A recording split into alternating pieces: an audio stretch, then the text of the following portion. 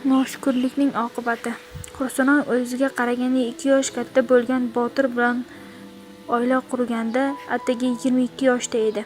Ularning odamlar ideal juftlik deb bilardi. Botir halol, kamtar yigit edi. Hursunoy esa chiroyli, quvnoq va aqlli qiz edi. Ular bir-birlarini chin dildan sevib uy qurgan, 2 nafar farzandli bo'lishgan edi. Ammo hayot ularni sinovdan o'tkazdi. Botirning otasi kasal bo'lib qoldi. Davolanish, qarzlarni to'lash, o'z uylarini qurish orzusi sabab Botir Rossiyaga ishlashga jo'nadi. Hursunoy uni kuzatgan kuni yomg'ir yog'ayotgandi. Botir unga qarab: "O'zimni ehtiyot qilaman, sizlar uchun yashayapman, faqat sabr qilgin", degandi. Avvalgi Hursunoy kunlarini sanab yashardi. Har kuni Botir bilan gaplashib turar, u jo'natgan pullarni ehtiyotkorlik bilan ishlatar, farzandlariga onalik va otalik qilishga harakat qilardi.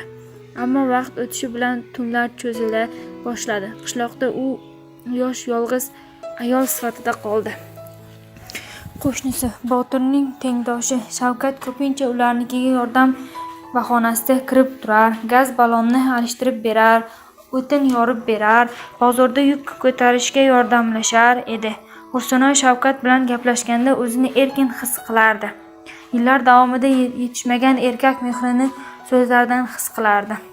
Bir kun yomg'ir, shamol kechada Shavkat unga: "Sen kuchli ayolsan, ammo yolg'izlikni yenga olmaysan. Sen baxtli bo'lishga loyiqsan", dedi. Hursunoyning yuragi titradi. U to'g'ri va noto'g'rini tushunar, ammo yuragi unga qarshi chiqa olmadi. Shuning uchun ular xatoga yo'l qo'yishdi. Birinchi marta ko'rpa ostida birovning qo'llari his qilganda Hursunoy o'zini oqlashga urindi. "Men yolg'iz edim, mehr istadim. Hech kim tushunmaydi", deb o'zini oqlamoqchi bo'ldi. Ammo ichida bir narsa chilparchin bo'lib singanini his qildi. Kunlar o'tdi. Shavkat uni o'zining haqiqiy hayotiga olib kira olmadi. Uylanishga va'da bermadi. Sekin-asta uzoqlasha boshladi. Bu orada qishloqda g'iybatlar tarqala boshladi. Ko'chada qarindoshlarning nigohi og'ir bo'lib tuyuldi. Onasi esa unga qarab ko'z yosh to'kardi.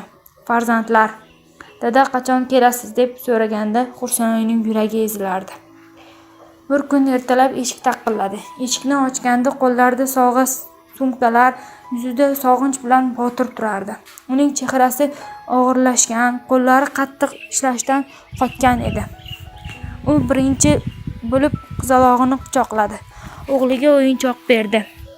Lekin Hursunoyning ko'zlariga qaraganda yuragiga muzdek og'riq tushdi.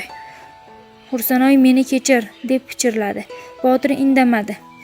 Ko'zidagi mehrli nur o'rnini sovuqlik egallagan edi. Shu kuni u yuklarini yig'ib, bolasini quchoqlab, boshqa uyga ko'chib ketdi.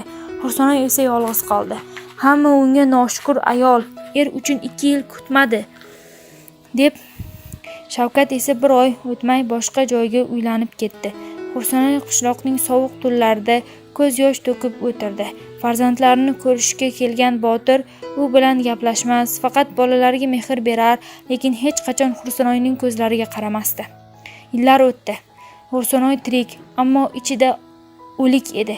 Chunki eng og'ir jazo yaxshi odamning ishonchini yo'qotish va uni boshqa hech qachon qaytara olmaslik ekanini tushundi.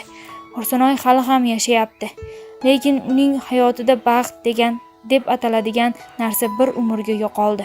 Chunki noshukrlik qilgan qalb hech qachon tinchlik topmaydi. Agar video yoqqan bo'lsa, like bosing. Unutmang, kanalga obuna bo'ling va yangi videolarni birinchi bo'lib ko'rish uchun belgi qo'ng'iroqcha tugmasini bosing.